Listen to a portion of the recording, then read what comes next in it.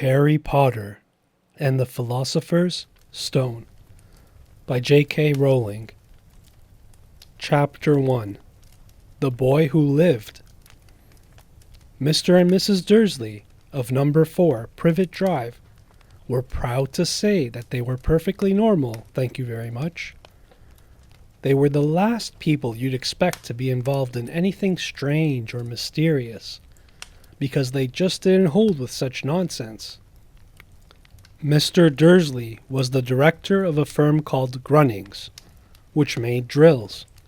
He was a big, beefy man with hardly any neck, although he did have a very large mustache.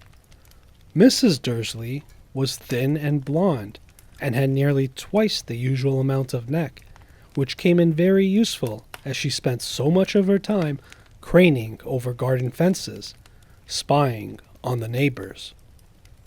The Dursleys had a small son called Dudley, and in their opinion, there was no finer boy anywhere. The Dursleys had everything they wanted, but they also had a secret, and their greatest fear was that somebody would discover it. They didn't think they could bear it if anyone found out about the Potters. Mrs. Potter was Mrs. Dursley's sister, but they hadn't met for several years. In fact, Mrs. Dursley pretended she didn't have a sister, because her sister and her good-for-nothing husband were as un-Dursleyish as it was possible to be.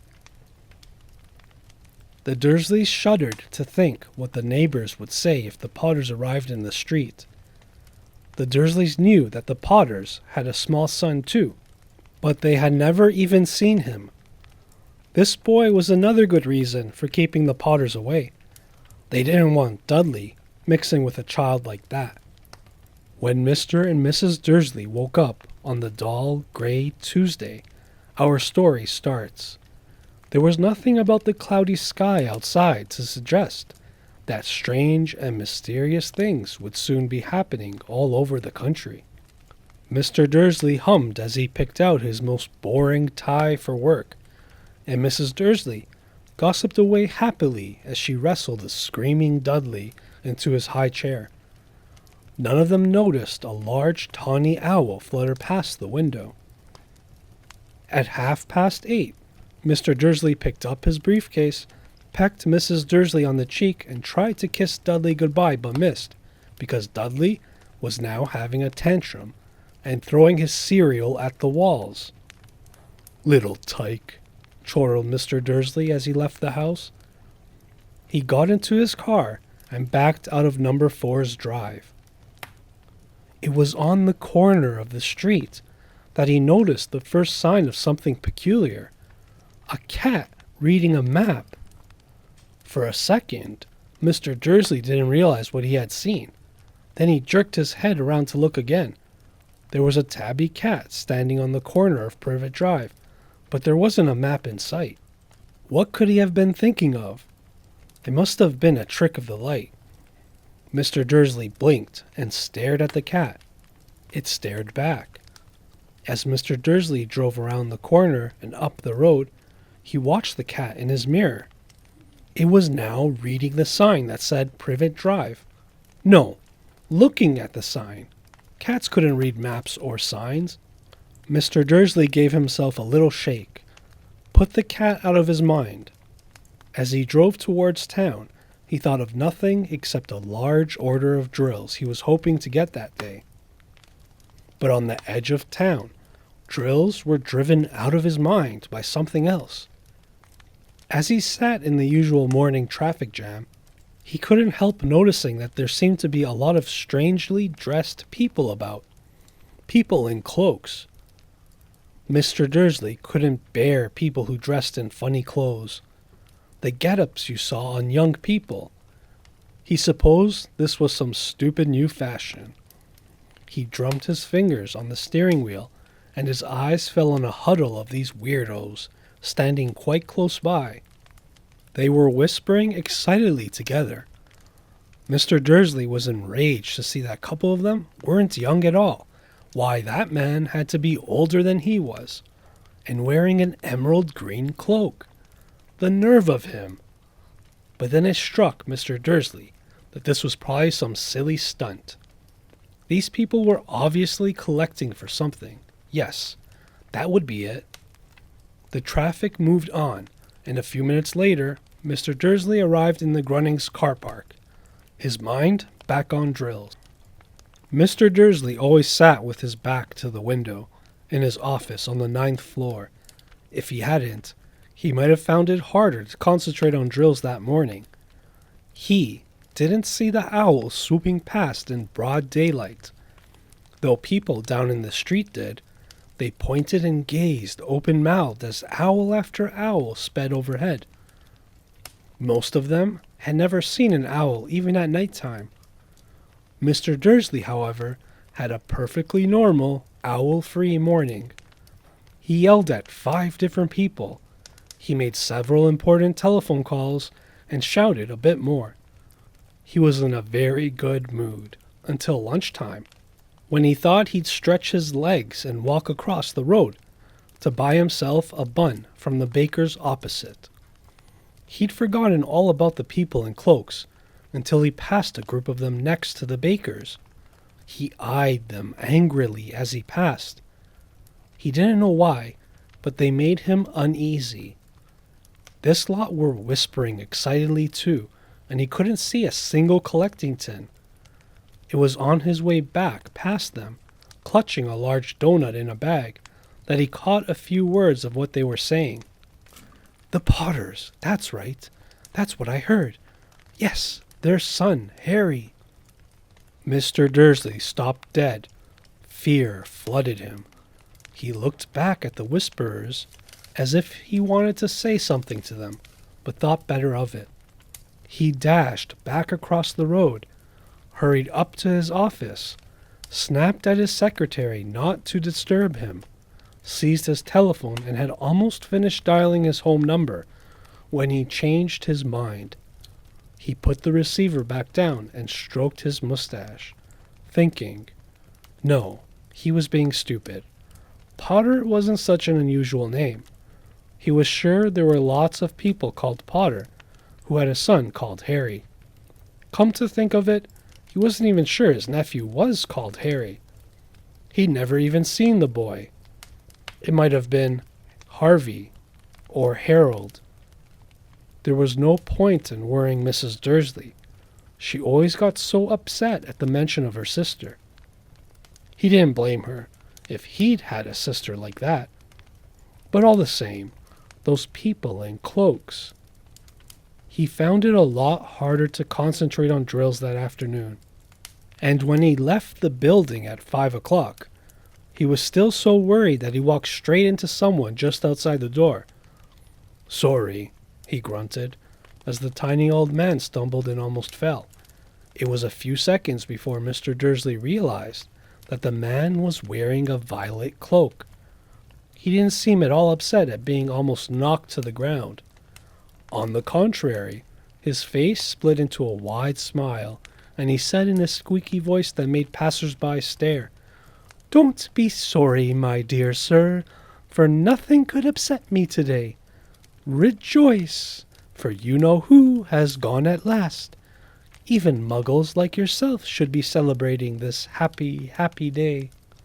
And the old man hugged Mr. Dursley around the middle and walked off. Mr. Dursley stood rooted to the spot. He had been hugged by a complete stranger. He almost thought he had been called a muggle, whatever that was. He was rattled. He hurried to his car and set off home, hoping he was imagining things, which he had never hoped before, because he didn't approve of imagination. As he pulled into the driveway of number 4, the first thing he saw, and it didn't improve his mood, was the tabby cat he spotted that morning.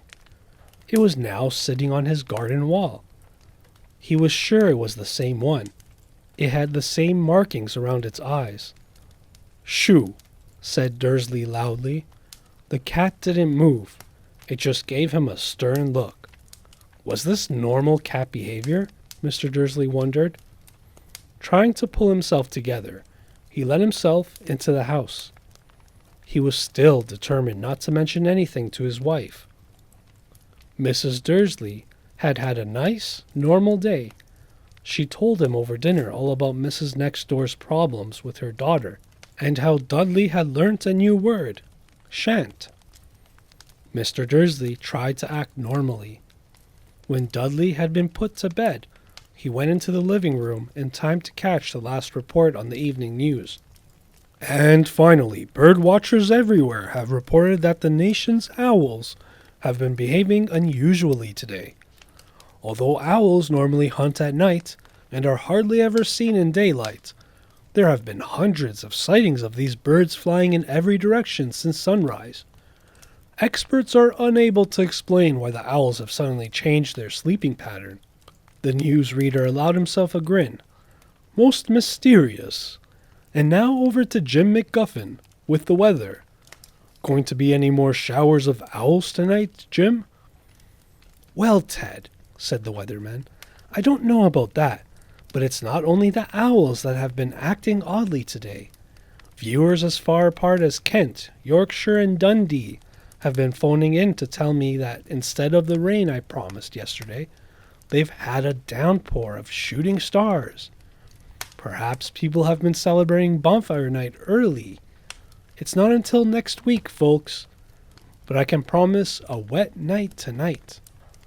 Mr. Dursley sat frozen in his armchair. Shooting stars all over Britain? Owls flying by daylight? Mysterious people in cloaks all over the place. And a whisper about the Potters. Mrs. Dursley came into the living room carrying 2 cups of tea. It was no good. He'd have to say something to her. He cleared his throat nervously. Petunia, dear, you haven't heard from your sister lately, have you? As he had expected, Mrs. Dursley looked shocked and angry. After all, they normally pretended she didn't have a sister. No, she said sharply.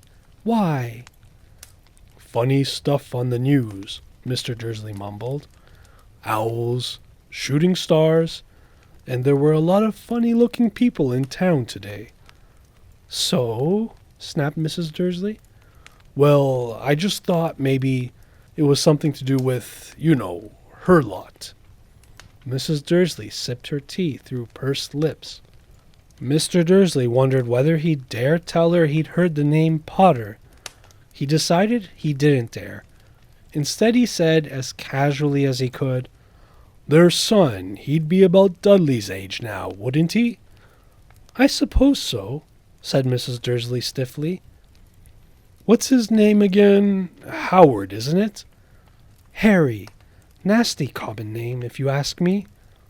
Oh, yes, said Mr. Dursley, his heart sinking horribly. Yes, I quite agree.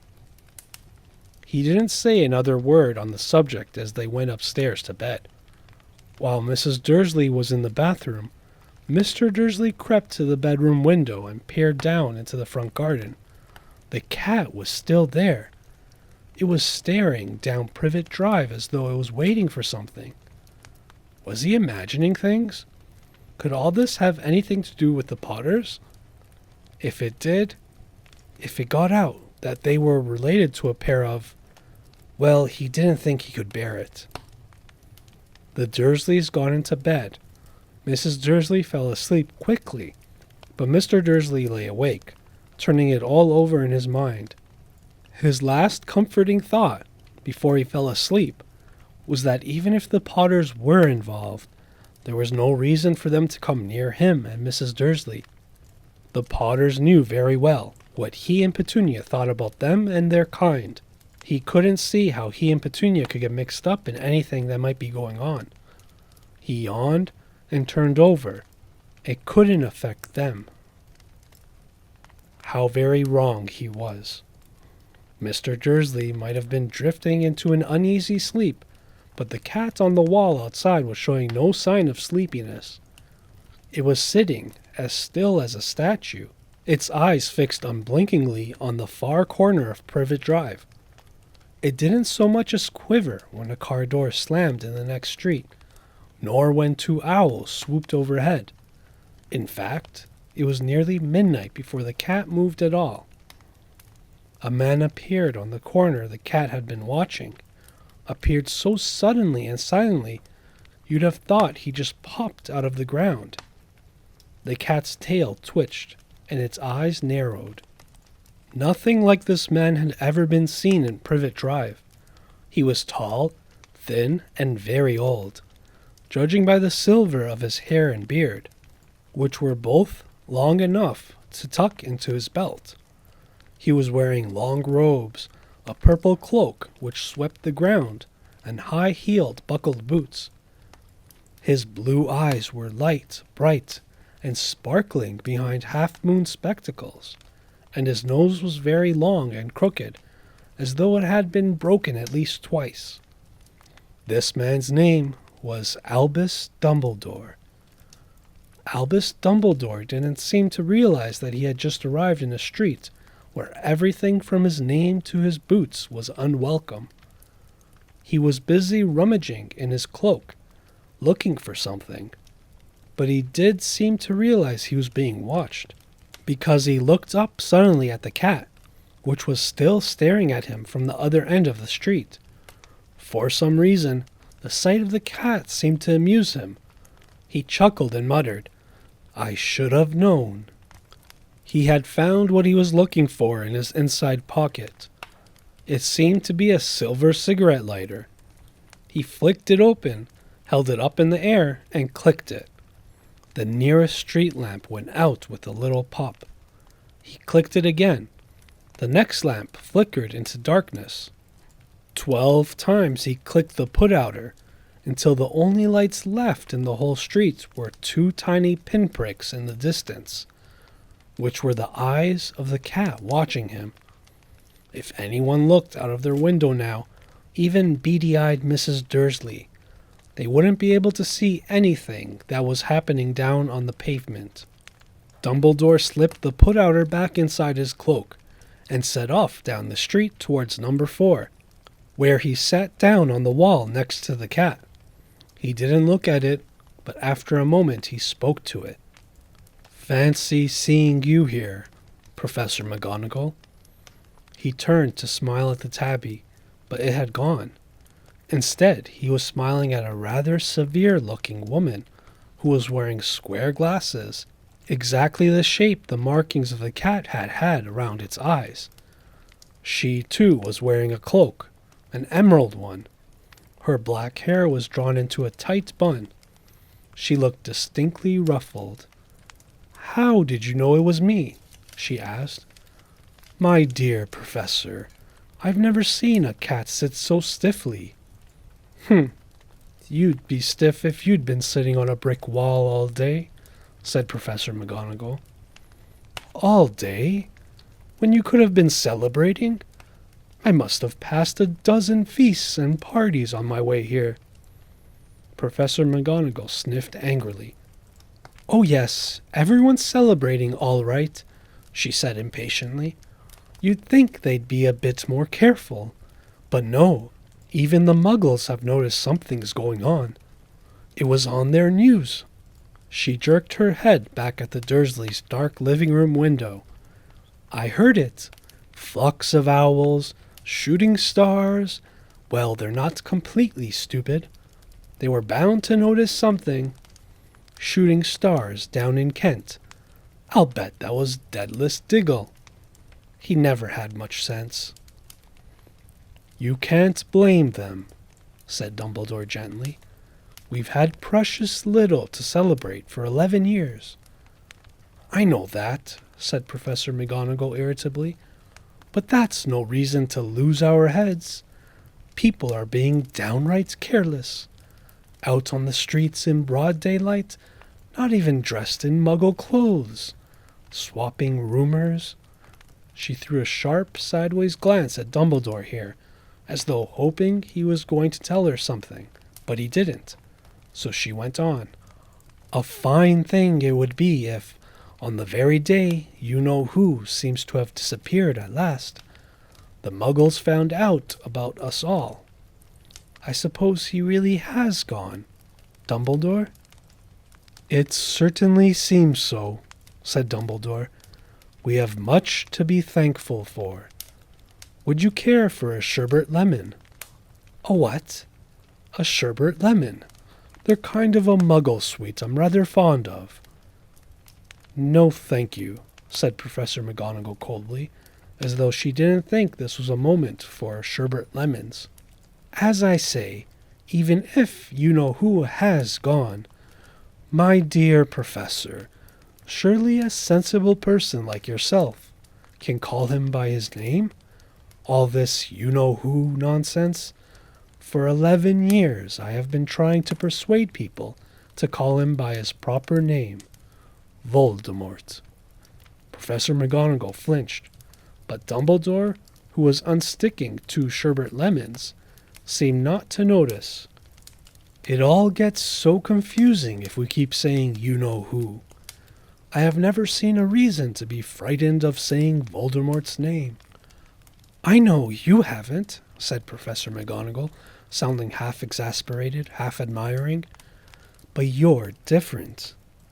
Everyone knows you're the only one you know— Oh, all right. Voldemort was frightened of." "You flatter me," said Dumbledore calmly. "Voldemort had powers I will never have. Only because you're too, well, noble to use them. It's lucky it's dark. I haven't blushed so much since Madame Pomfrey told me she liked my new earmuffs." Professor McGonagall shot a sharp look at Dumbledore and said, "The owls are nothing to the rumors that are flying around. You know what everyone's saying? About why he's disappeared? About what finally stopped him?" It seemed that Professor McGonagall had reached the point she was most anxious to discuss. The real reason she had been waiting on the cold, hard wall all day, for neither as a cat nor as a woman had she fixed Dumbledore with such a piercing stare as she did now. It was plain that whatever everyone was saying, she was not going to believe it until Dumbledore told her it was true. Dumbledore, however, was choosing another sherbet lemon and did not answer. "What they're saying," she pressed on, "is that last night Voldemort turned up in Godric's Hollow. He went to find the Potters. The rumor is that Lily and James Potter that they're dead." Dumbledore bowed his head. Professor McGonagall gasped. "Lily and James? Oh, I can't believe it. I don't want to believe it. Oh, Albus." Dumbledore reached out and patted her on the shoulder. I know, he said heavily. Professor McGonagall's voice trembled as she went on. "That's not all. They're saying he tried to kill the Potter's son, Harry. But he couldn't. He couldn't kill that little boy. No one knows why or how, but they're saying that when he couldn't kill Harry Potter, Voldemort's powers somehow broke, and that's why he's gone." Dumbledore nodded glumly. It's true?" faltered Professor McGonagall. "After all he's done, all the people he's killed, he couldn't kill a little boy? It's just astounding, of all the things to stop him. But how in the name of heaven did Harry survive?" "We can only guess," said Dumbledore. "We may never know." Professor McGonagall pulled out a lace handkerchief and dabbed her eyes beneath her spectacles. Dumbledore gave a great sniff as he took a golden watch from his pocket and examined it. It was a very odd watch. It had 12 hands but no numbers. Instead, little planets were moving around the edge. It must have made sense to Dumbledore, though, because he put it back in his pocket and said, "Hagrid's late.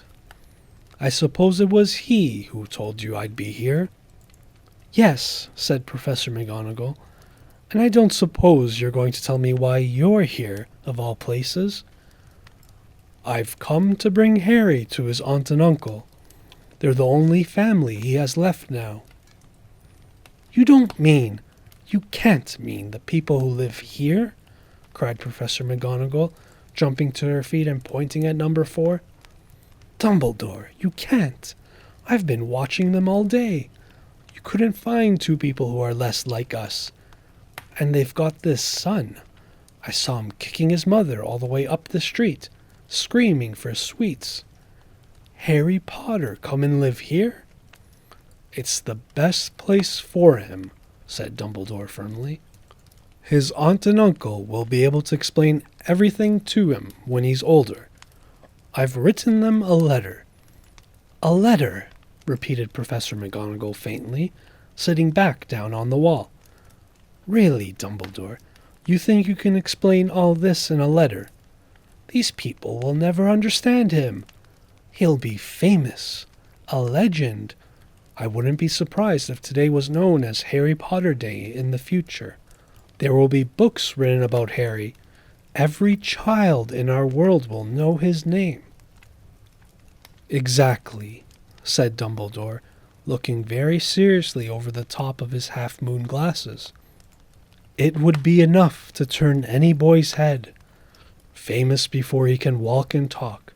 Famous for something he won't even remember. Can't you see how much better off he'll be, growing up away from all that until he's ready to take it?" Professor McGonagall opened her mouth, changed her mind, swallowed, and then said, Yes, you're right, of course. But how is the boy getting here, Dumbledore?" She eyed his cloak suddenly as though she thought he might be hiding Harry underneath it. "Hagrid's bringing him." "You think it wise to trust Hagrid with something as important as this?" "I would trust Hagrid with my life," said Dumbledore. "I'm not saying his heart isn't in the right place," said Professor McGonagall grudgingly, "but you can't pretend he's not careless. He does tend to—" What was that? A low, rumbling sound had broken the silence around them. It grew steadily louder as they looked up and down the street for some sign of a headlight.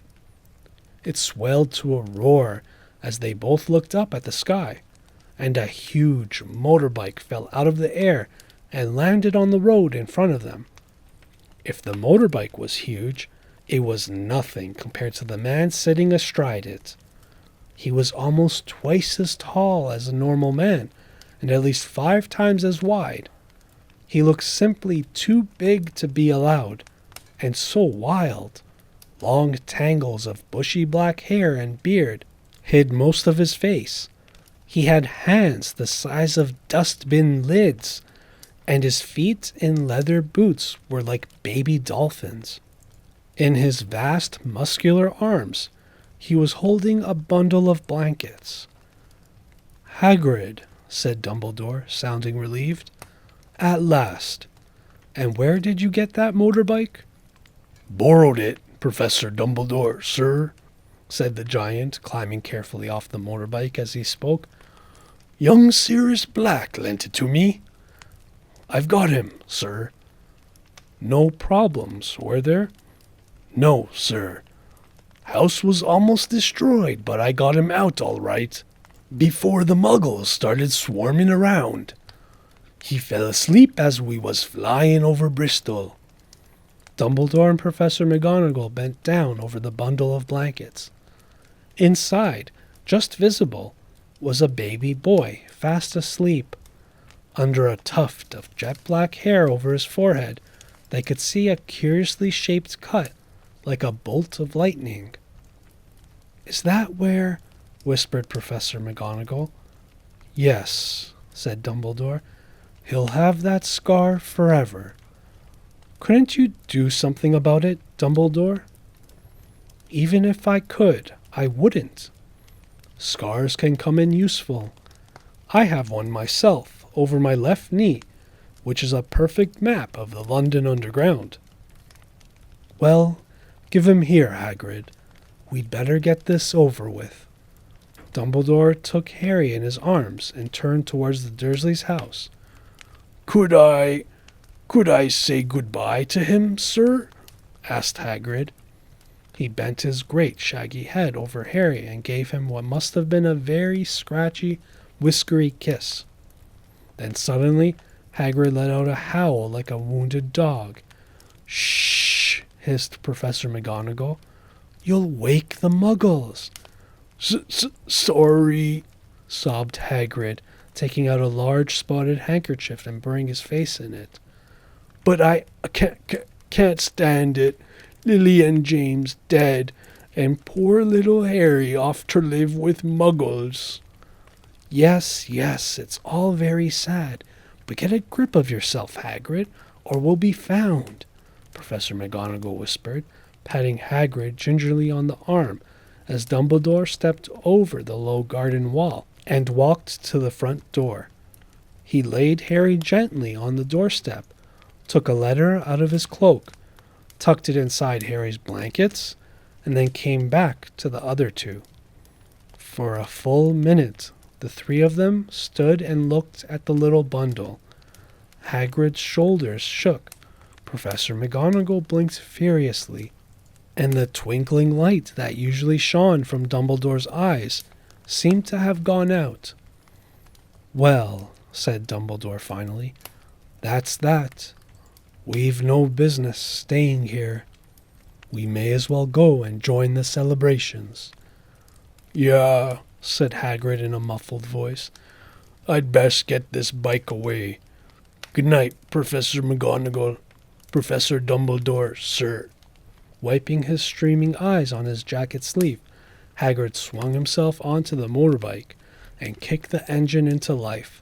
With a roar, it rose into the air and off into the night.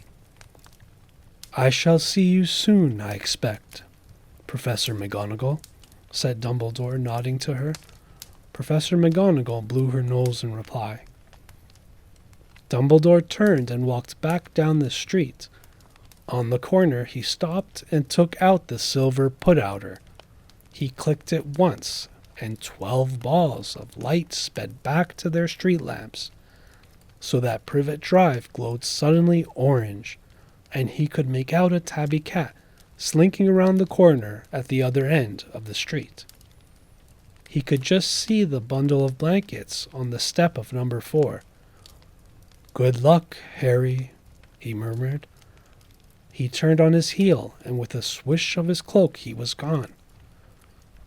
A breeze ruffled the neat hedges of Privet Drive, which lay silent and tidy under the inky sky.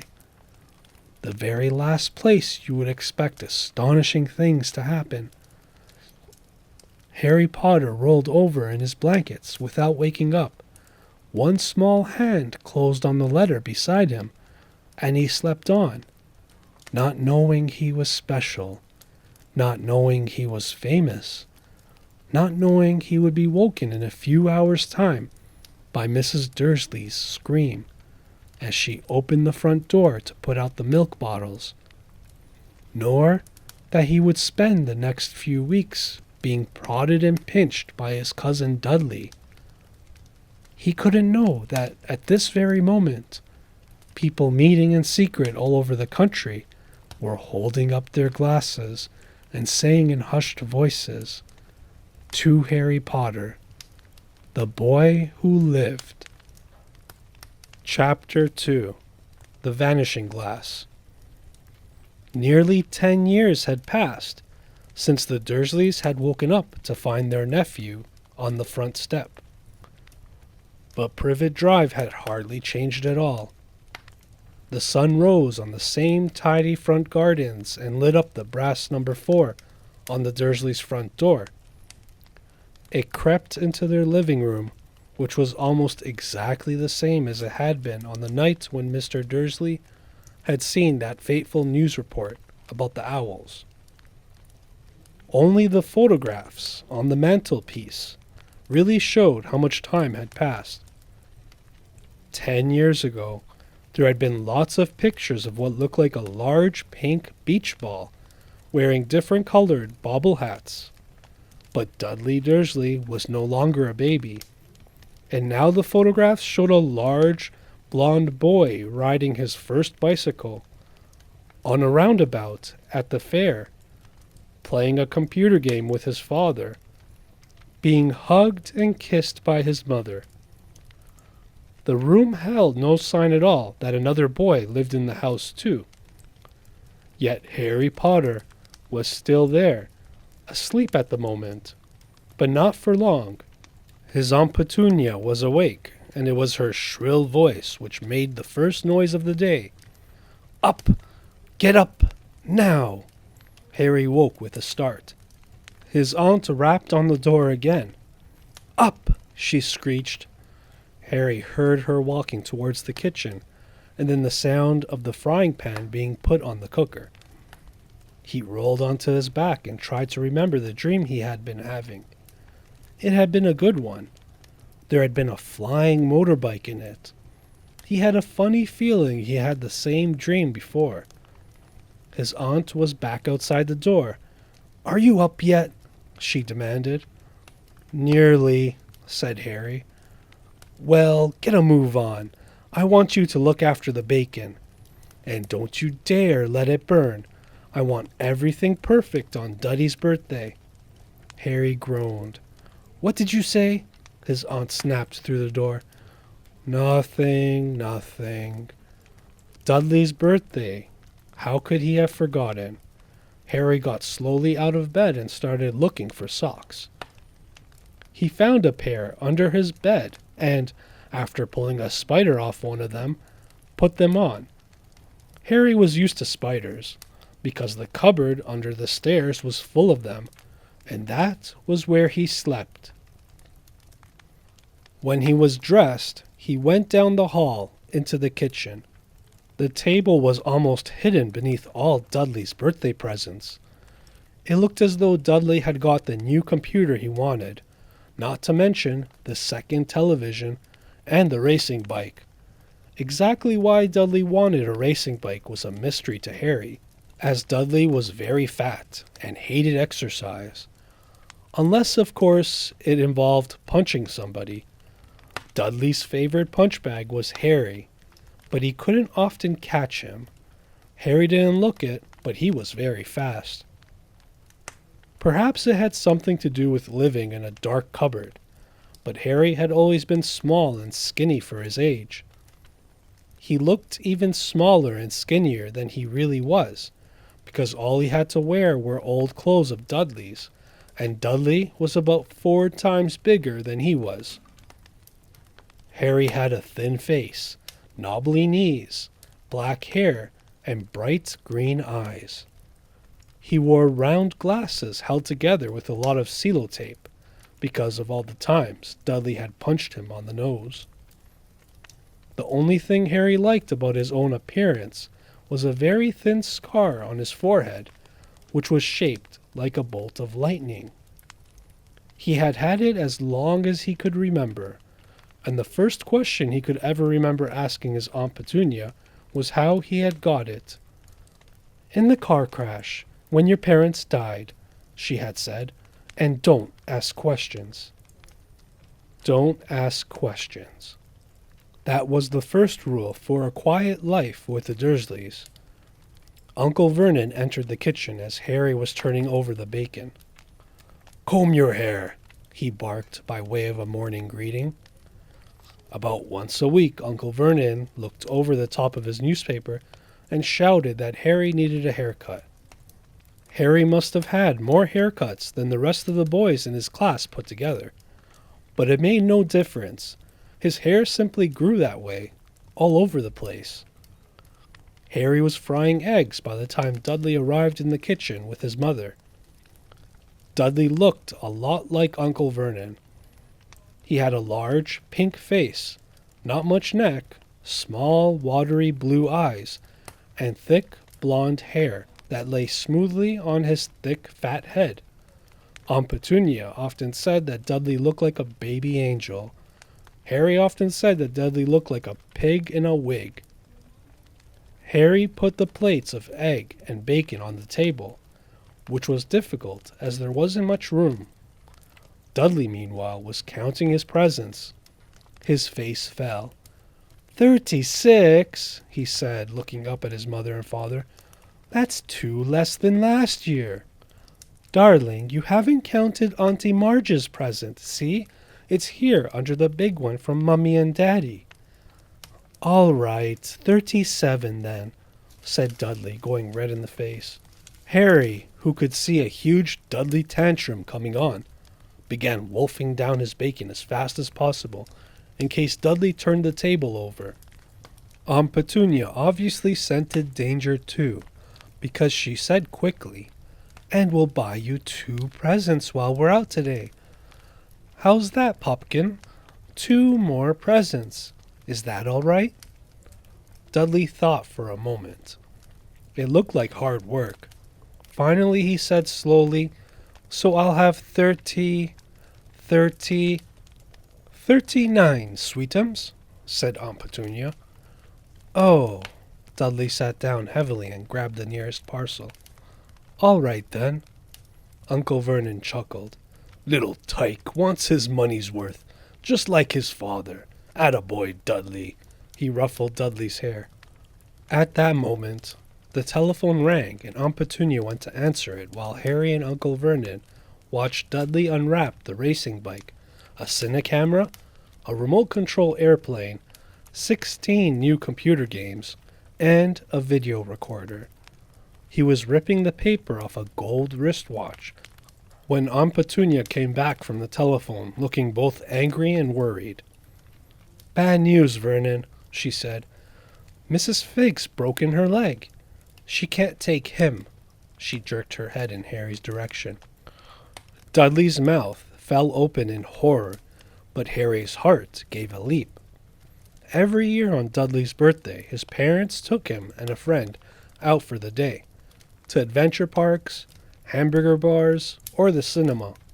Every year, Harry was left behind with Mrs. Figg, a mad old lady who lived 2 streets away. Harry hated it there. The whole house smelled of cabbage, and Mrs. Figg made him look at photographs of all the cats she'd ever owned. "Now what?"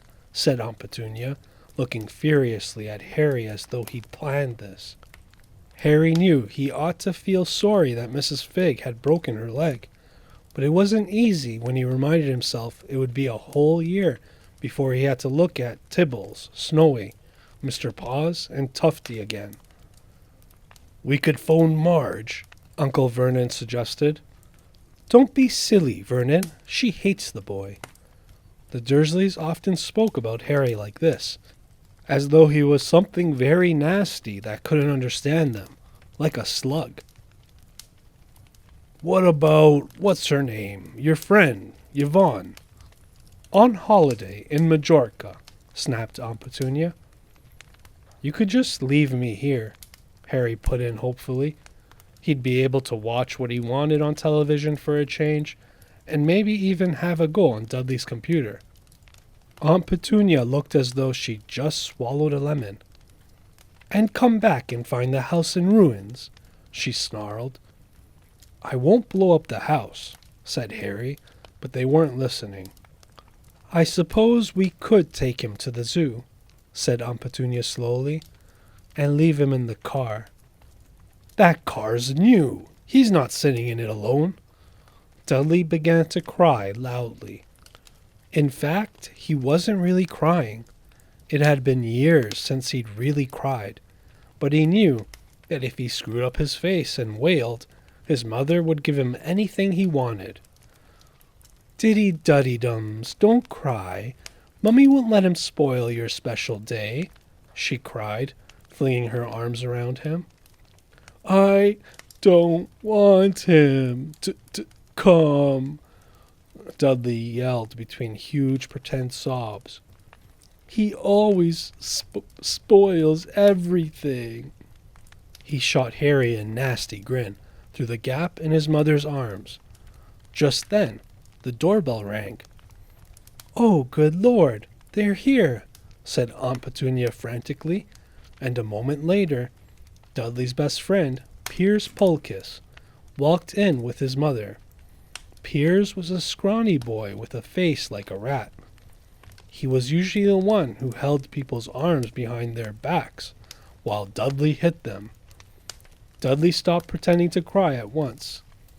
Half an hour later, Harry, who couldn't believe his luck, was sitting in the back of the Dursleys' car with Piers and Dudley, on the way to the zoo for the first time in his life. His aunt and uncle hadn't been able to think of anything else to do with him, but before they'd left, Uncle Vernon had taken Harry aside. "I'm warning you," he had said, putting his large purple face right up close to Harry's. "I'm warning you now, boy. Any funny business, anything at all, and you'll be in that cupboard from now until Christmas." "I'm not going to do anything," said Harry, "honestly." But Uncle Vernon didn't believe him. No one ever did. The problem was, strange things often happened around Harry, and it was no good telling the Dursleys he didn't make them happen. Once Aunt Petunia, tired of Harry coming back from the barber's looking as though he hadn't been at all, had taken a pair of kitchen scissors and cut his hair so short he was almost bald, except for his fringe, which she left to hide that horrible scar.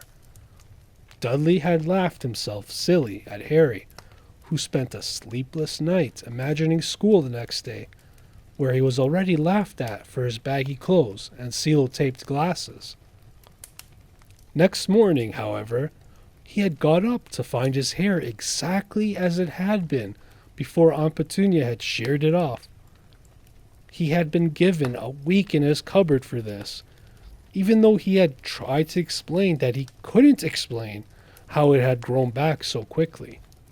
Another time, Aunt Petunia had been trying to force him into a revolting old jumper of Dudley's, brown with orange baubles.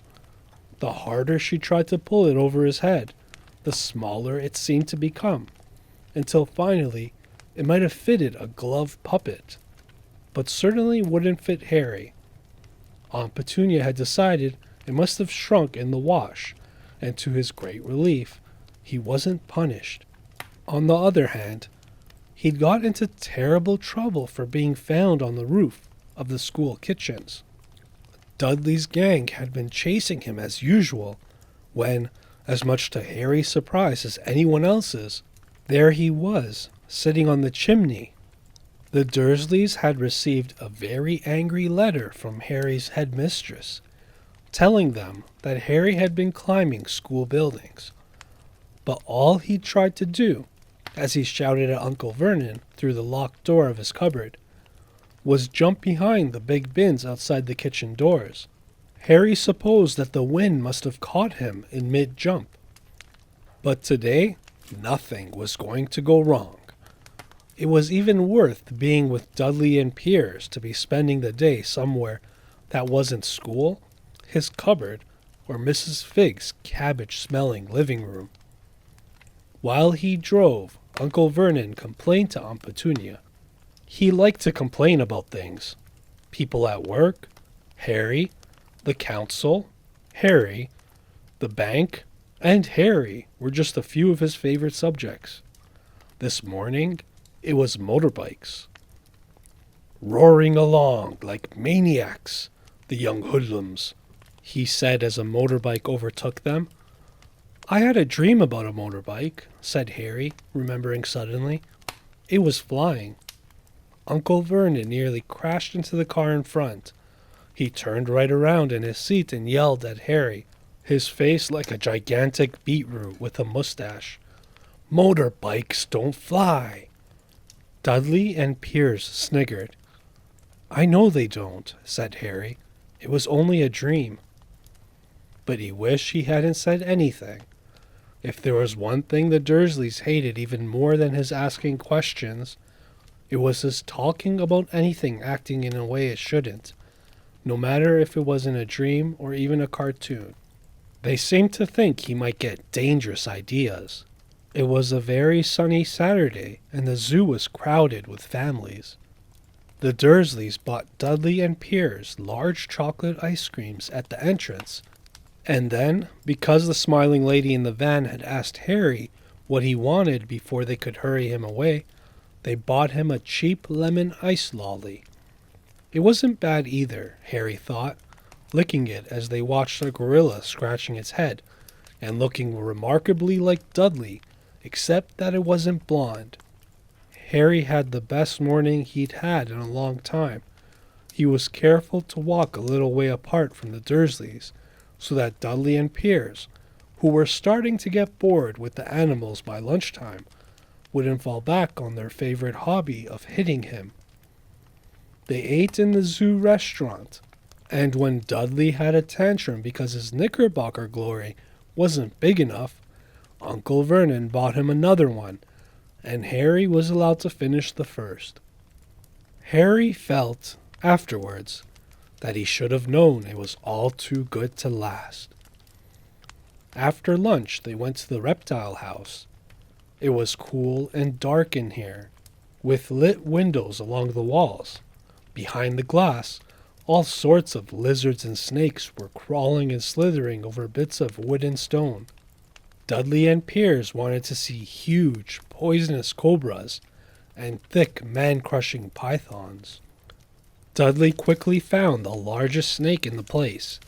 It could have wrapped its body twice around Uncle Vernon's car and crushed it into a dustbin. But at that moment, it didn't look in the mood. In fact, it was fast asleep. Dudley stood with his nose pressed against the glass, staring at the glistening brown coils.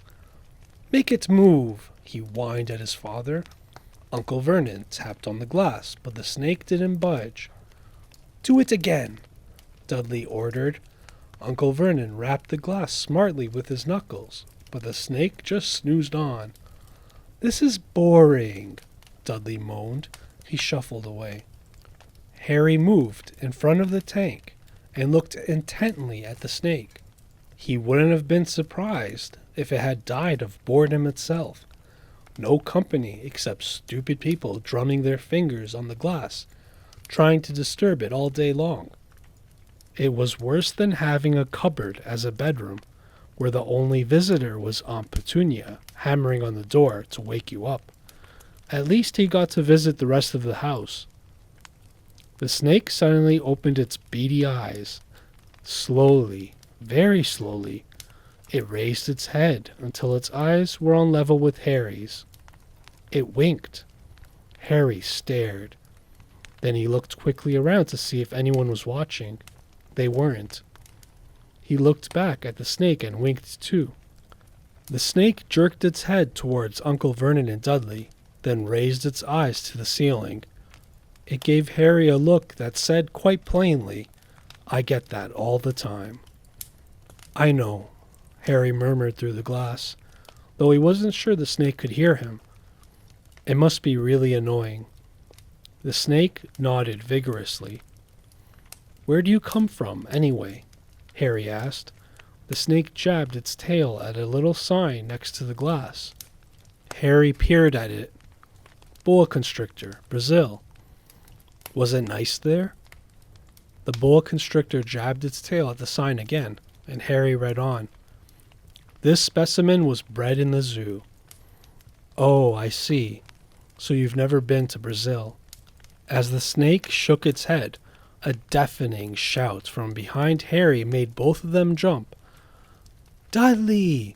Mr. Dursley! Come look at this snake! You won't believe what it's doing!"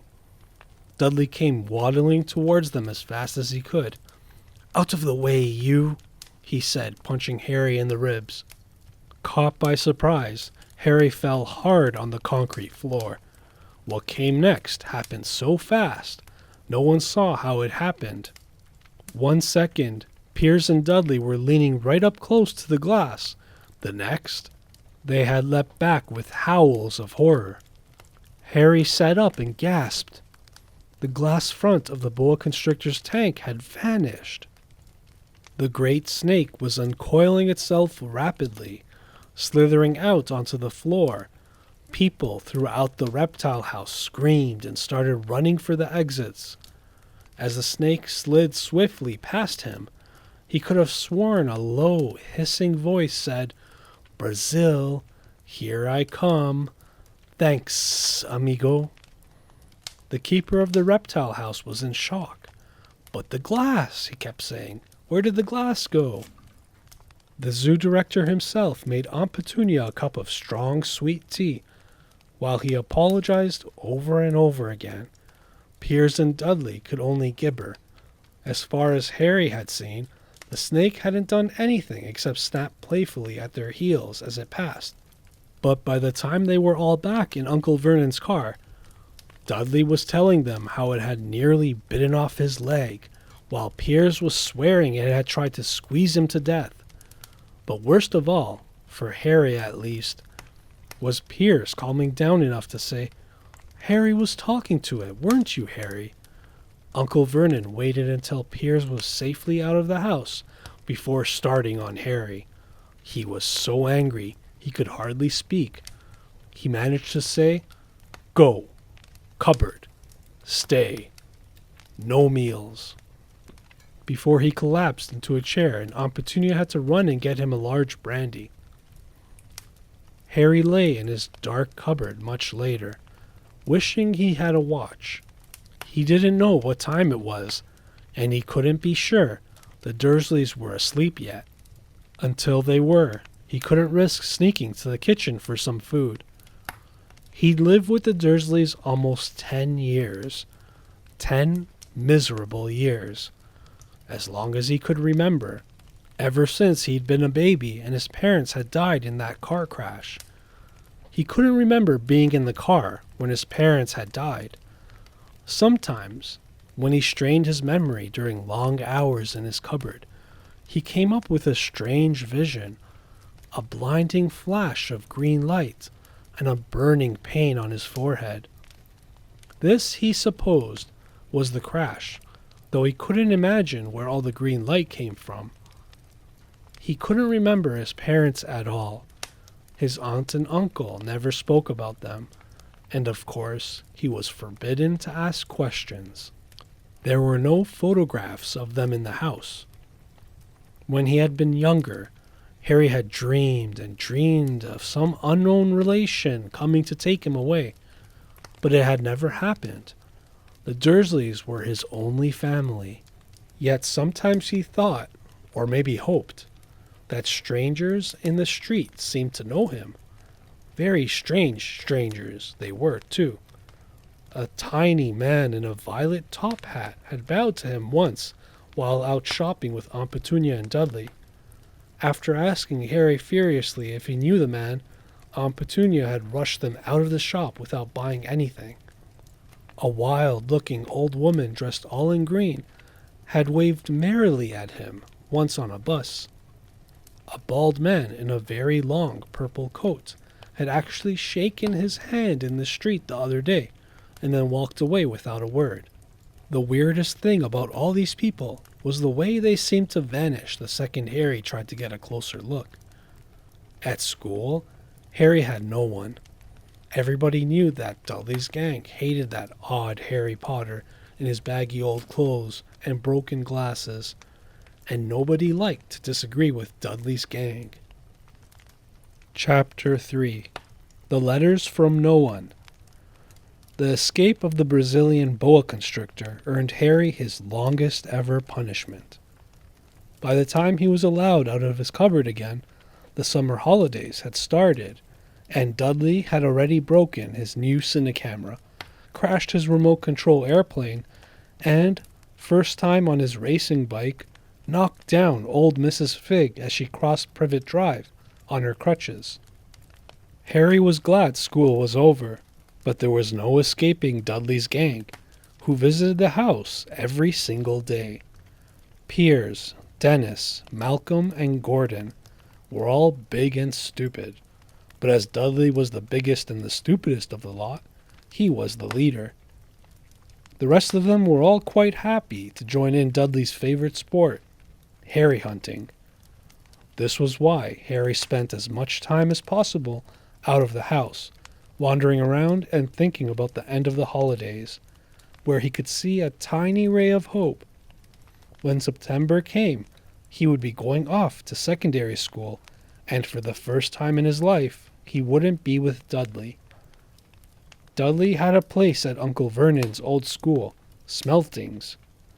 Piers Polkiss was going there too.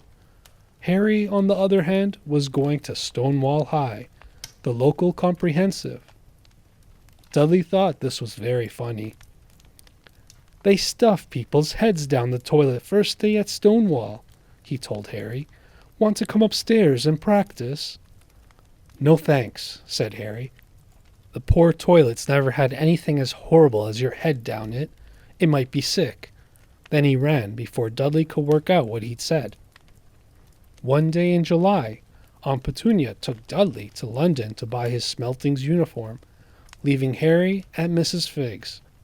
Mrs. Figg wasn't as bad as usual. It turned out she'd broken her leg tripping over one of her cats, and she didn't seem quite as fond of them as before. She let Harry watch television and gave him a bit of chocolate cake that tasted as though she'd had it for several years. That evening, Dudley paraded around the living room for the family in his brand new uniform. Smeltings boys wore maroon tailcoats, orange knickerbockers, and flat straw hats called boaters. They also carried around knobbly sticks used for hitting each other while the teachers weren't looking. This was supposed to be good training for later life. As he looked at Dudley in his new knickerbockers, Uncle Vernon said gruffly that it was the proudest moment of his life. Aunt Petunia burst into tears and said she couldn't believe it was her Eichel Dudleykins. He looked so handsome and grown up. Harry didn't trust himself to speak.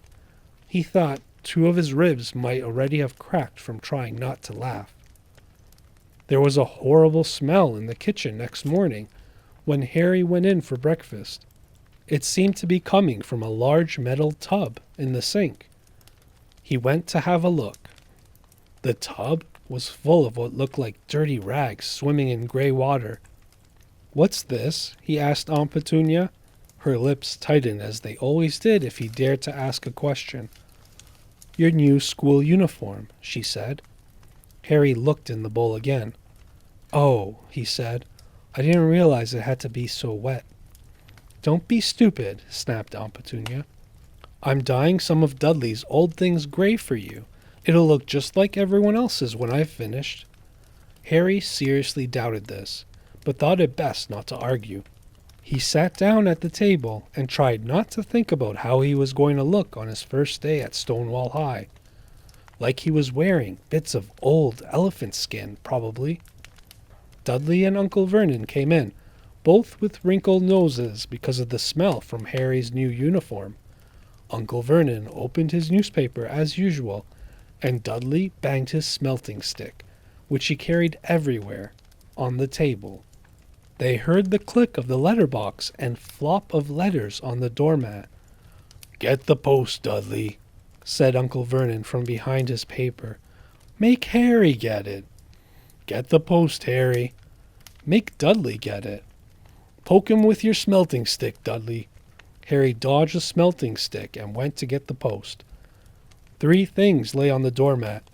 A postcard from Uncle Vernon's sister, Marge, who was holidaying on the Isle of Wight, a brown envelope that looked like a bill, and a letter for Harry.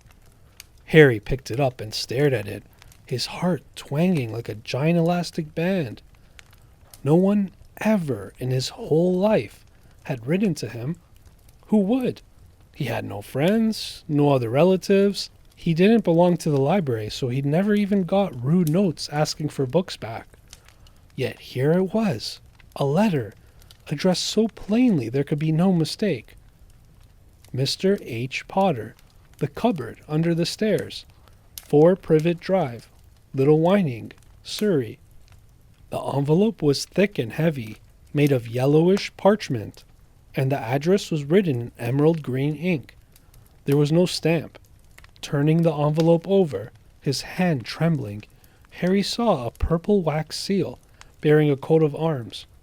A lion, an eagle, a badger, and a snake surrounding a large letter H.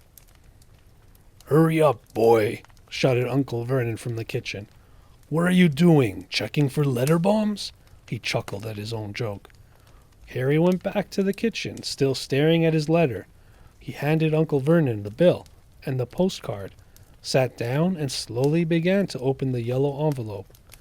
Uncle Vernon ripped open the bill, snorted in disgust, and flipped over the postcard. "Marge is ill," he informed Aunt Petunia. "Ate a funny whelk." "Dad," said Dudley suddenly. "Dad, Harry's got something."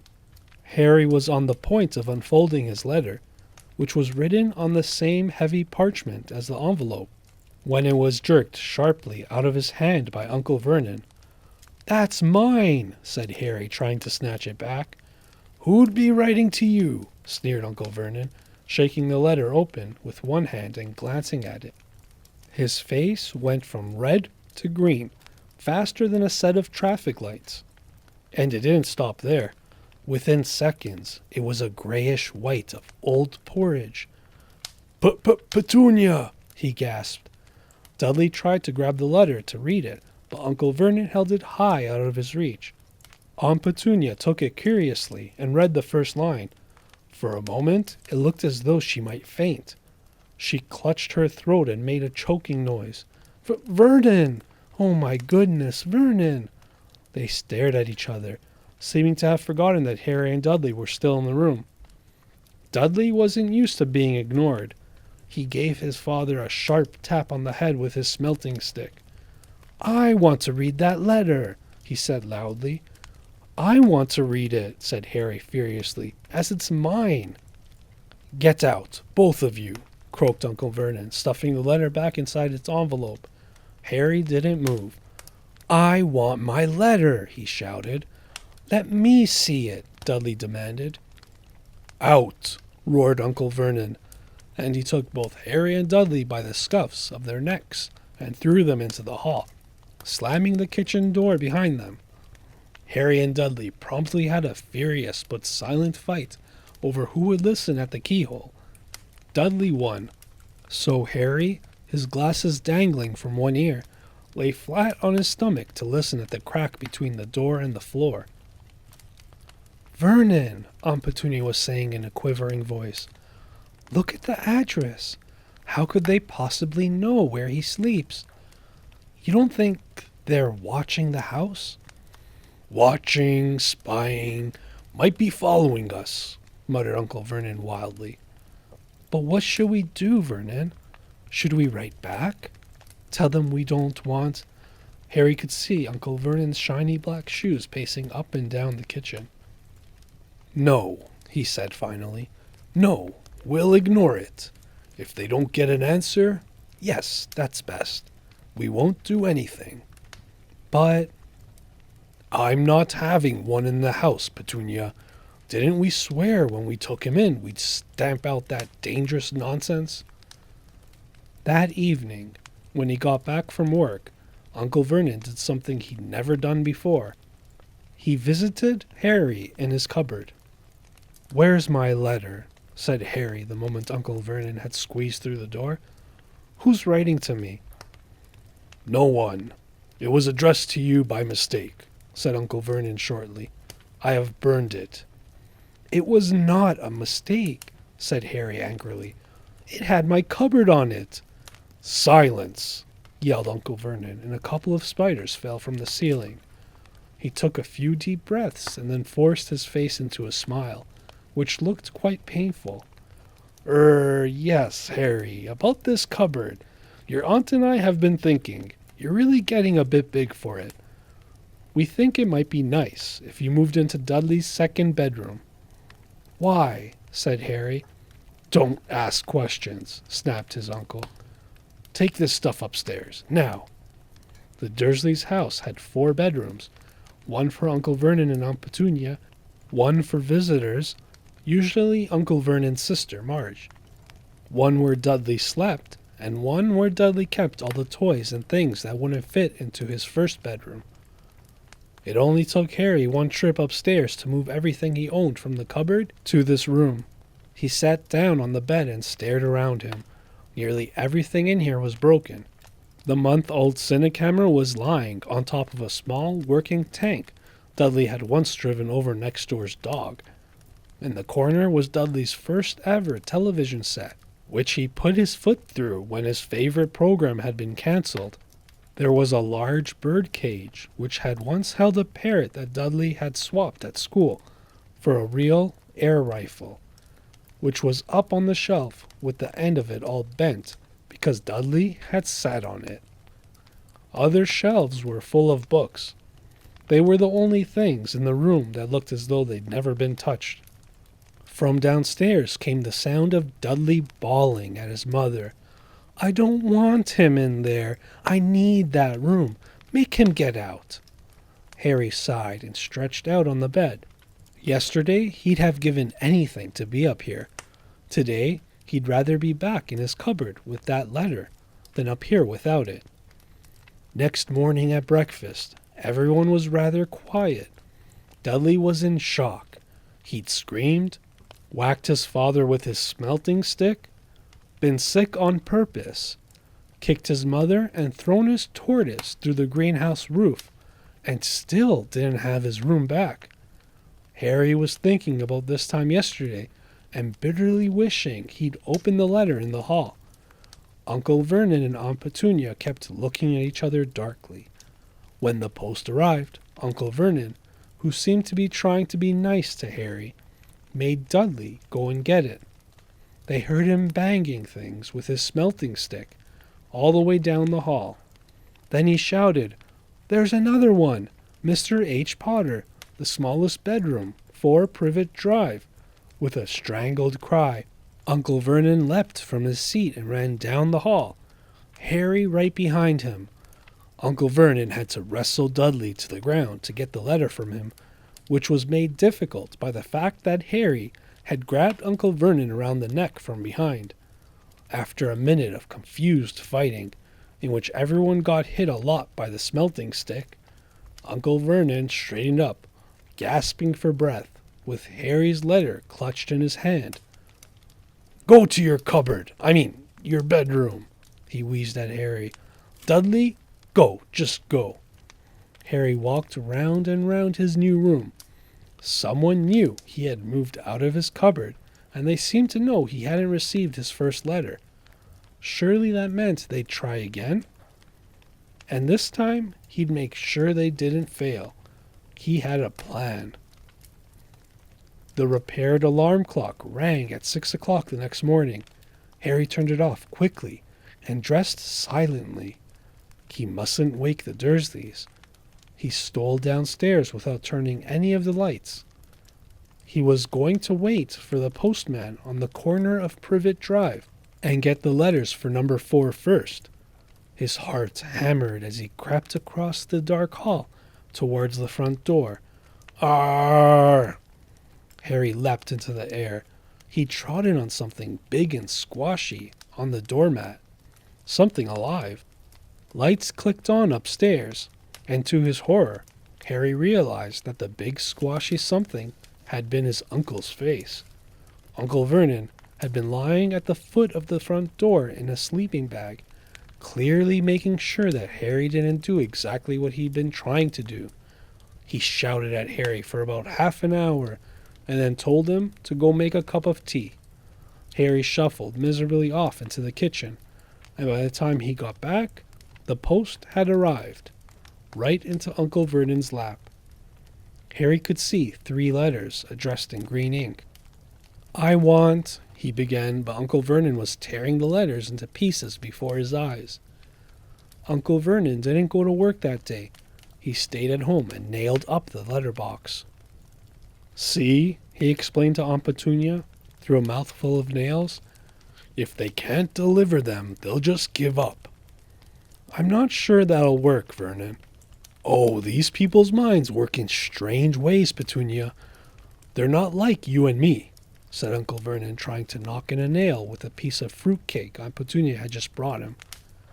On Friday, no fewer than 12 letters arrived for Harry.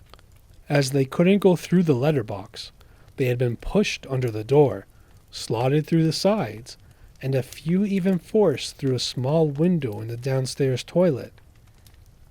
Uncle Vernon stayed at home again. After burning all the letters, He got out a hammer and nails and boarded up the cracks around the front and back doors so no one could go out. He hummed, "Tiptoe through the tulips," as he worked, and jumped at small noises. On Saturday, things began to get out of hand. 24 letters to Harry found their way into the house, rolled up and hidden inside each of the 24 eggs that their very confused milkman had handed to Aunt Petunia through the living room window. While Uncle Vernon made furious telephone calls to the post office and dairy, trying to find someone to complain to, Aunt Petunia shredded the letters in her food mixer. "Who on earth wants to talk to you this badly?" Dudley asked Harry in amazement. On Sunday morning, Uncle Vernon sat down at the breakfast table looking tired and rather ill, but happy. "No post on Sundays," he reminded them happily as he spread marmalade on his newspapers. "No damn letters today." Something came wheezing down the kitchen chimney as he spoke and caught him sharply on the back of the head. Next moment, 30 or 40 letters came pelting out of the fireplace like bullets. The Dursleys ducked, but Harry leapt into the air trying to catch one. "Out! Out!" Uncle Vernon seized Harry around the waist and threw him into the hall. When Aunt Petunia and Dudley had run out with their arms over their faces, Uncle Vernon slammed the door shut. They could hear the letters still streaming into the room, bouncing off the walls and floor. "That does it," said Uncle Vernon, trying to speak calmly, but pulling great tufts out of his mustache at the same time.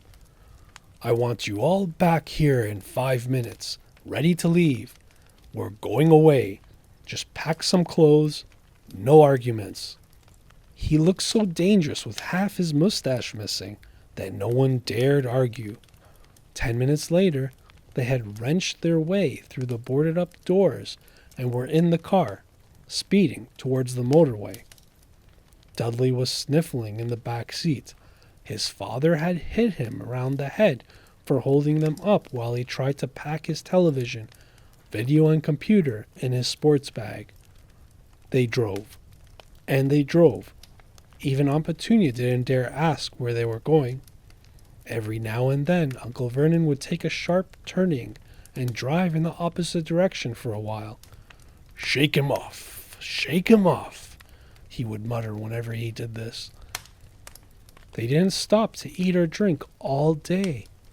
By nightfall, Dudley was howling. He'd never had such a bad day in his life. He was hungry. He'd missed 5 television programs he'd wanted to see, and he'd never gone so long without blowing up an alien on his computer. Uncle Vernon stopped at last outside a gloomy-looking hotel on the outskirts of a big city. Dudley and Harry shared a room with twin beds and damp, musty sheets. Dudley snored, but Harry stayed awake, sitting on the windowsill, staring down at the lights of passing cars and wondering. They ate stale cornflakes and cold tinned tomatoes on toast for breakfast next day. They had just finished when the owner of the hotel came over to their table. "'Excuse me, but is one of you Mr. H. Potter? Only I got about 100 of these at the front desk." She held up a letter so they could read the green ink address. Mr. H. Potter, Room 17, Railview Hotel, Cokeworth. Harry made a grab for the letter, but Uncle Vernon knocked his hand out of the way. The woman stared. "I'll take them," said Uncle Vernon, standing up quickly and following her from the dining room. "Wouldn't it be better to just go home, dear?" Aunt Petunia suggested timidly, hours later, but Uncle Vernon didn't seem to hear her. Exactly what he was looking for, none of them knew. He drove them into the middle of a forest, got out, looked around, shook his head, got back in the car, and off they went again. The same thing happened in the middle of a plowed field. Halfway across a suspension bridge, And at the top of a multi-story car park, Dudley asked Aunt Petunia late that afternoon. Uncle Vernon had parked at the coast, locked them all inside the car, and disappeared. It started to rain. Great drops beat off the roof of the car. Dudley sniveled. "It's Monday," he told his mother. "The great Umberto's on tonight.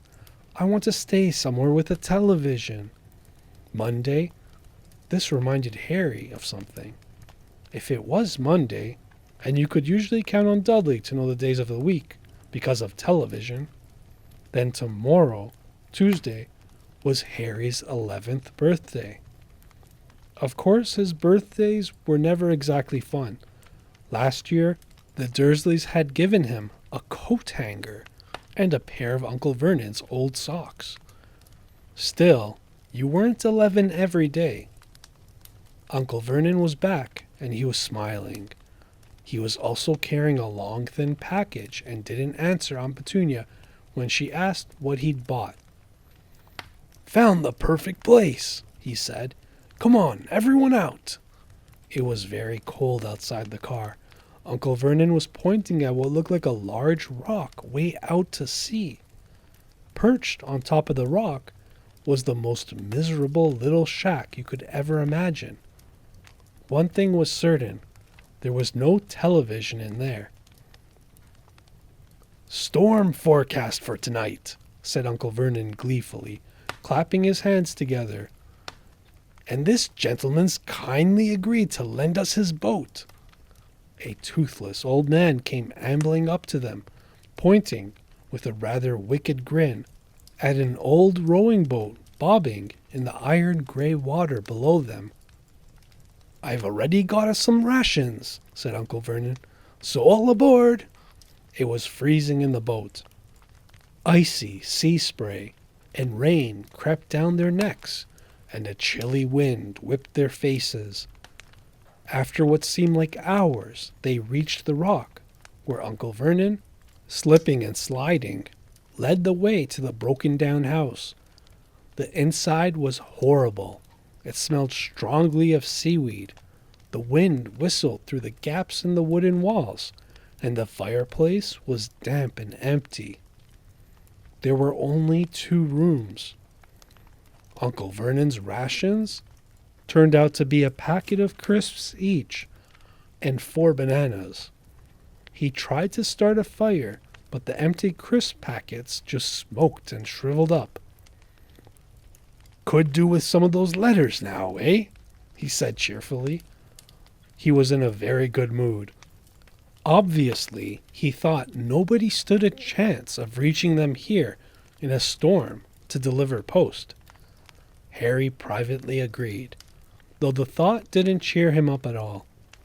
As night fell, the promised storm blew up around them. Spray from the high waves splattered the walls of the hut, and a fierce wind rattled the filthy windows. Aunt Petunia found a few moldy blankets in the second room and made up a bed for Dudley on the moth-eaten sofa. She and Uncle Vernon went off to the lumpy bed next door, and Harry was left to find the softest bit of floor he could and curl up under the thinnest, most ragged blanket. The storm raged more and more ferociously as the night went on. Harry couldn't sleep. He shivered and turned over, trying to get comfortable, his stomach rumbling with hunger. Dudley's snores were drowned by the low rolls of thunder that started near midnight. The lighted dial of Dudley's watch, which was dangling over the edge of the sofa on his fat wrist, told Harry he'd be 11 in 10 minutes' time. He lay and watched his birthday tick nearer, wondering if the Dursleys would remember at all, wondering where the letter writer was now. 5 minutes to go. Harry heard something creak outside. He hoped the roof wasn't going to fall in, although he might be warmer if it did. 4 minutes to go. Maybe the house in Privet Drive would be so full of letters when they got back that he'd be able to steal one somehow. 3 minutes to go. Was that the sea slapping hard on the rock like that? And 2 minutes to go. What was that funny crunching noise? Was the rock crumbling into the sea? 1 minute to go, and he'd be 11. 30 seconds, 20, 10, 9. Maybe he'd wake Dudley up just to annoy him. 3, 2, 1. Boom! The whole shack shivered, and Harry sat bolt upright, staring at the door. Someone was outside, knocking to come in. Chapter 4. The Keeper of the Keys. Boom! They knocked again. Dudley jerked awake. "Where's the cannon?" he said stupidly. There was a crash behind them, and Uncle Vernon came skidding into the room. He was holding a rifle in his hands. Now they knew what had been in the long, thin package he had brought with them. "Who's there?" he shouted. "I warn you, I'm armed." There was a pause. Then, smash! The door was hit with such force that it swung clean off its hinges, and with a deafening crash landed flat on the floor. A giant of a man was standing in the doorway. His face was almost completely hidden by a long, shaggy mane of hair and a wild, tangled beard, but you could make out his eyes, glinting like black beetles under all the hair. The giant squeezed his way into the hut, stooping so that his head just brushed the ceiling. He bent down, picked up the door, and fitted it easily back into its frame. The noise of the storm outside dropped a little. He turned to look at them all. "Couldn't make us a cup of tea, could ya? It's not been an easy journey." He strode over to the sofa where Dudley sat frozen with fear. "Budge up, you great lump," said the stranger. Dudley squeaked and ran to hide behind his mother, who was crouching, terrified, behind Uncle Vernon. "And here's Harry," said the giant. Harry looked up into the fierce, wild, shadowy face and saw that the beetle eyes were crinkled in a smile. "Last time I saw you, you was only a baby," said the giant. "You look a lot like your dad, but you've got your mum's eyes." Uncle Vernon made a funny rasping noise. "I demand that you leave at once, sir," he said. "You are breaking and entering." "Ah, shut up, Dursley, you great prune," said the giant. He reached over the back of the sofa, jerked the gun out of Uncle Vernon's hands, bent it into a knot as easily as if it had been made out of rubber, and threw it into a corner of the room. Uncle Vernon made another funny noise, like a mouse being trodden on. "Anyway, Harry," said the giant, turning his back on the Dursleys, "a very happy birthday to ya. Got something for ya here. I might have sat on it at some point, but it'll taste all right." From an inside pocket of his black overcoat, he pulled a slightly squashed box. Harry opened it with trembling fingers. Inside was a large, sticky chocolate cake with "Happy Birthday, Harry" written on it in green icing. Harry looked up at the giant. He meant to say thank you, but the words got lost on the way to his mouth, and what he said instead was, "Who are you?" The giant chuckled. "True, I haven't introduced meself. Rubeus Hagrid, keeper of keys and grounds at Hogwarts." He held out an enormous hand and shook Harry's whole arm. "What about that tea then, eh?" he said, rubbing his hands together. "I'd not say no to something stronger if you've got it in mind." His eyes fell on the empty grate with the shriveled crisp packets in it, and he snorted. He bent down over the fireplace. They couldn't see what he was doing, but when he drew back a second later, there was a roaring fire there. It filled the whole damp hut with flickering light, and Harry felt the warmth wash over him as though he'd sunk into a hot bath. The giant sat back down on the sofa, which sagged under his weight, and began taking all sorts of things out of the pockets of his coat. A copper kettle, a squashy package of sausages, a poker, a teapot, several chipped mugs, and a bottle of some amber liquid, which he took a swig from before starting to make tea. Soon, the hut was full of the sound and smell of sizzling sausage. Nobody said a thing while the giant was working, but as he slid the first 6 fat, juicy, slightly burnt sausages from the poker, Dudley fidgeted a little. Uncle Vernon said sharply, "Don't touch anything he gives you, Dudley." The giant chuckled darkly. "Your great puddin' of a son don't need fattening any more, Dursley. Don't worry." He passed the sausages to Harry, who was so hungry he had never tasted anything so wonderful. But he still couldn't take his eyes off the giant. Finally, as nobody seemed about to explain anything, he said, "I'm sorry, but I still don't really know who you are." The giant took a gulp of tea and wiped his mouth with the back of his hand. "Call me Hagrid," he said. "Everyone does. And like I told you, I'm keeper of keys at Hogwarts. You'll know all about Hogwarts, of course." No," said Harry. Hagrid looked shocked. "Sorry," Harry said quickly. "Sorry?" barked Hagrid, turning to stare at the Dursleys, who shrank back into the shadows. "It's them as should be sorry. I knew you weren't getting your letters, but I never thought you wouldn't even know about Hogwarts, for crying out loud. Did you never wonder where your parents learnt it all?" "All what?" asked Harry. "All what?" Hagrid thundered. "Now wait just 1 second." He had leapt to his feet. In his anger, he seemed to fill the whole hut. The Dursleys were cowering against the wall. "Do you mean to tell me," he growled at the Dursleys, "that this boy,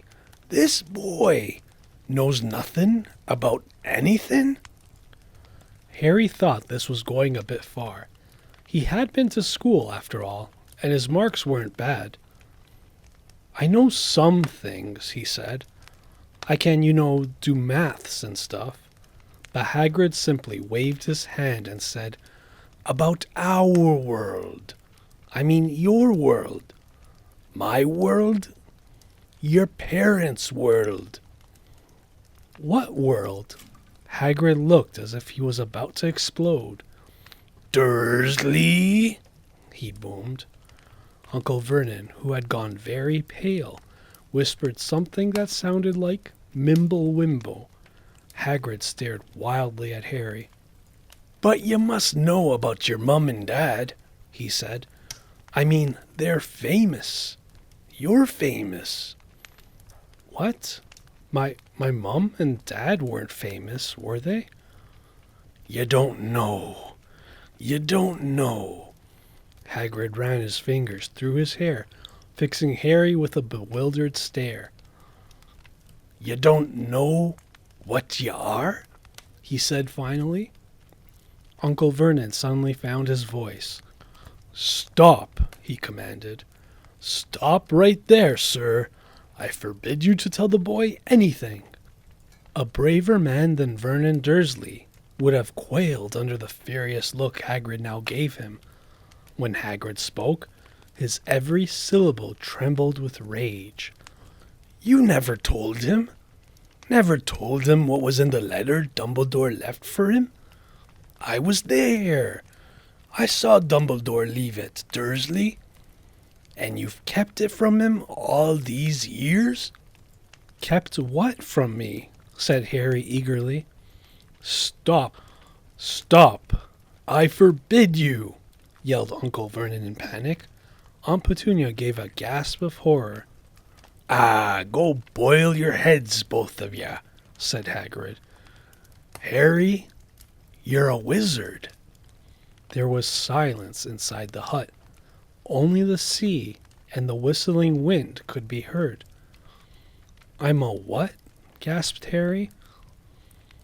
"A wizard, of course," said Hagrid, sitting back down on the sofa, which groaned and sank even lower. "And a thumpin' good one, I'd say. Once you've trained up a bit. With a mum and dad like yours, what else would you be? And I reckon it's about time you read your letter." Harry stretched out his hand at last to take the yellowish envelope, addressed in emerald green to Mr. H. Potter. The floor, hut on the rock, the sea. He pulled out the letter and read, "Hogwarts School of Witchcraft and Wizardry. Headmaster, Albus Dumbledore. Order of Merlin, First Class, Grand Sorcerer, Chief Warlock, Supreme Mugwump, International Confederation of Wizards. Dear Mr. Potter, we are pleased to inform you that you have a place at Hogwarts School of Witchcraft and Wizardry. Please find enclosed a list of all necessary books and equipment. Term begins on September 1st. We await your owl no later than 31st July. Yours sincerely, Minerva McGonagall, Deputy Headmistress." Questions exploded inside Harry's head like fireworks, and he couldn't decide which to ask first. After a few minutes, he stammered, "What does it mean, they await my owl?" "Gulpin' Gargons. That reminds me," said Hagrid, clapping a hand on his forehead with enough force to knock over a cart horse. And from yet another pocket inside his overcoat, he pulled an owl. A real, live, rather ruffled-looking owl. A long quill and a roll of parchment. With his tongue between his teeth, he scribbled a note, which Harry could read upside down. "Dear Mr. Dumbledore, giving Harry his letter. Taking him to buy his things tomorrow. Weather's horrible. Hope you're well. Hagrid." Hagrid rolled up the note, gave it to the owl, which clamped it in its beak, went to the door and threw the owl out into the storm. Then he came back and sat down as though this was as normal as talking on the telephone. Harry realized his mouth was open and closed it quickly. "Where was I?" said Hagrid, but at that moment Uncle Vernon, still ashen-faced, but looking very angry, moved into the firelight. "He's not going," he said. Hagrid grunted. "I'd like ter see a great muggle like you stop him," he said. "A what?" said Harry, interested. "A muggle," said Hagrid. "It's what we call non-magic folk like them. And it's your bad luck you grew up in a family of the biggest muggles I ever laid eyes on." "We swore when we took him in we'd put a stop to that rubbish," said Uncle Vernon. "Swore we'd stamp it out of him. Wizard indeed." "You knew?" said Harry.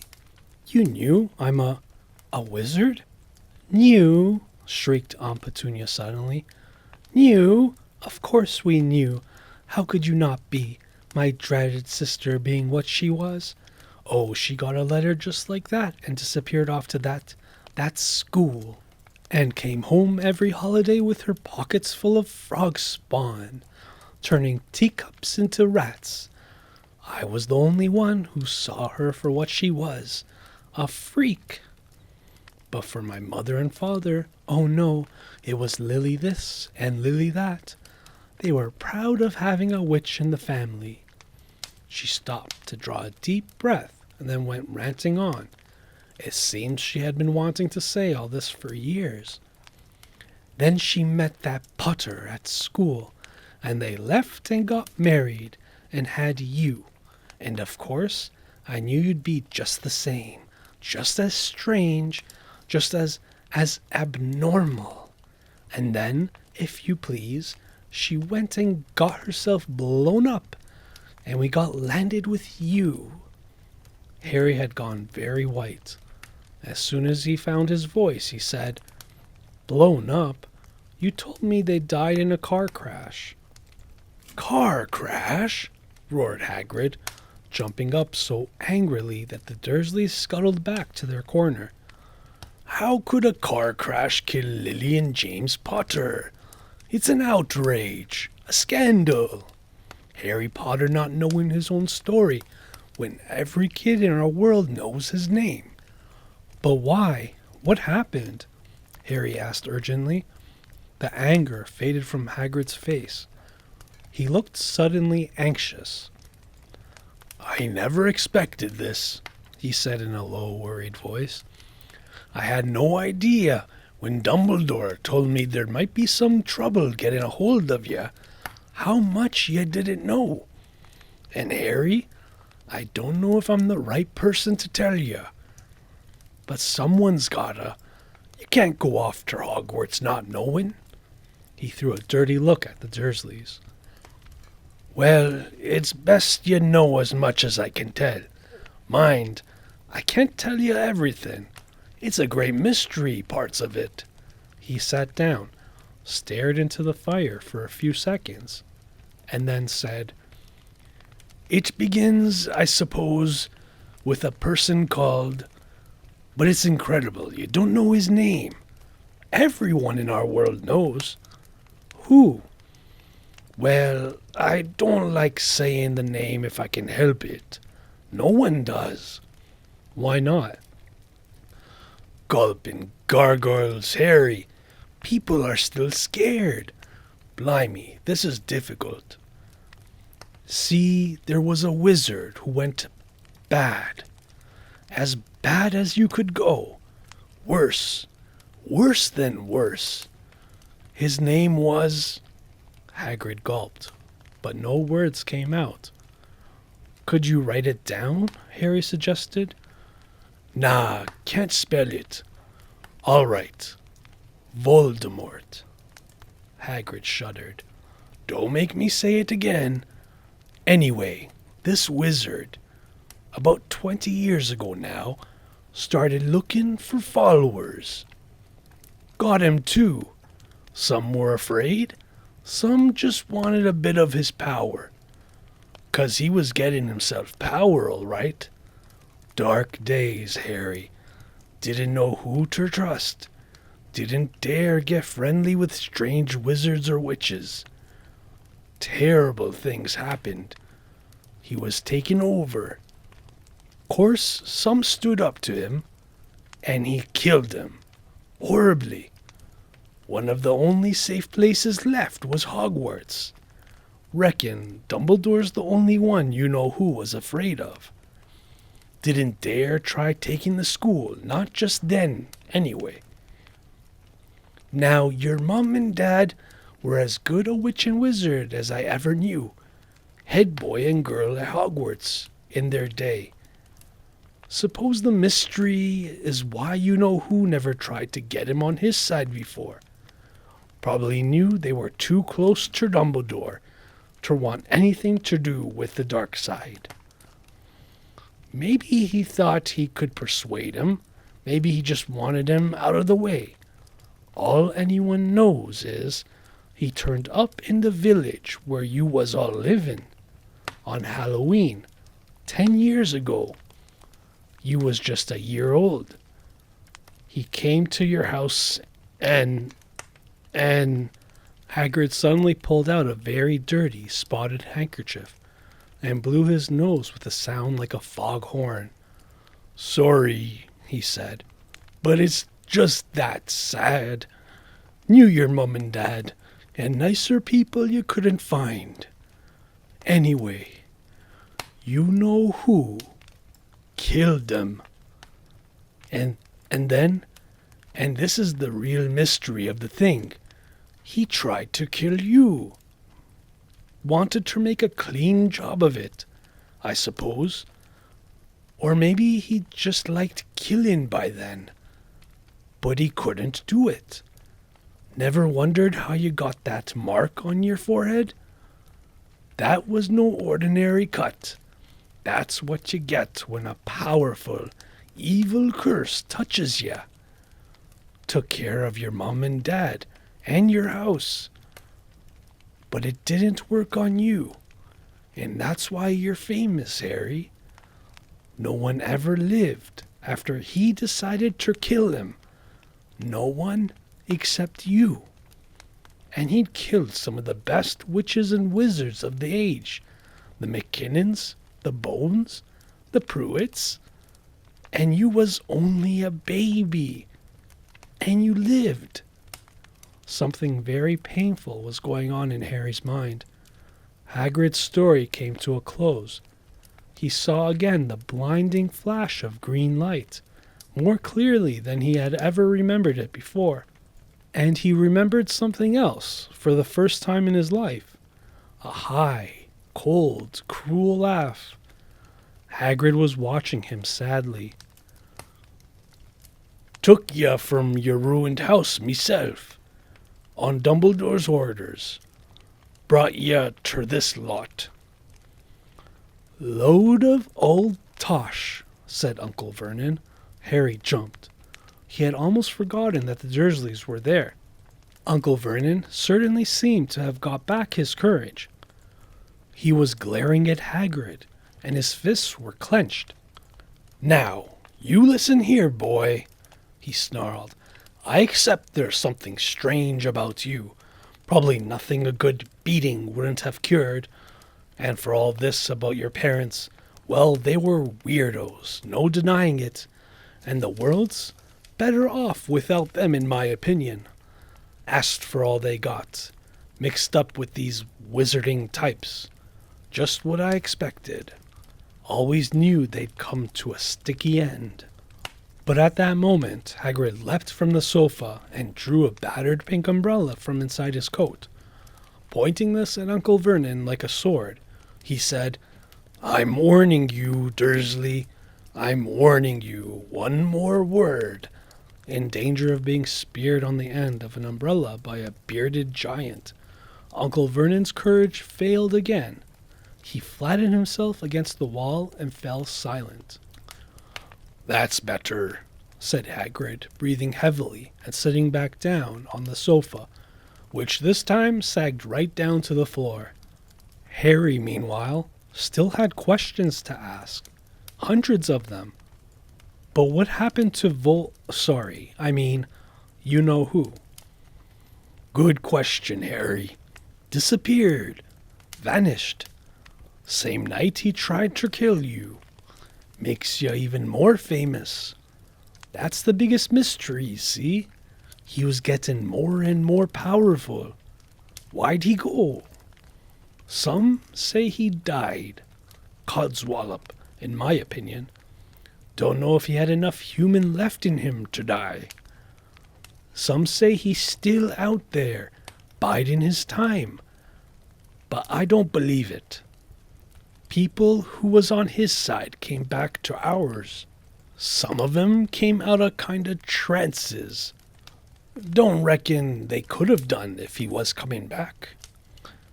Most of us reckon he's still out there somewhere, but lost his powers. Too weak to carry on. 'Cause something about you finished him, Harry. There was something going on that night he hadn't counted on. I don't know what it was. No one does. But something about you stumped him, all right. Hagrid looked at Harry with warmth and respect blazing in his eyes. But Harry, instead of feeling pleased and proud, felt quite sure there had been a horrible mistake.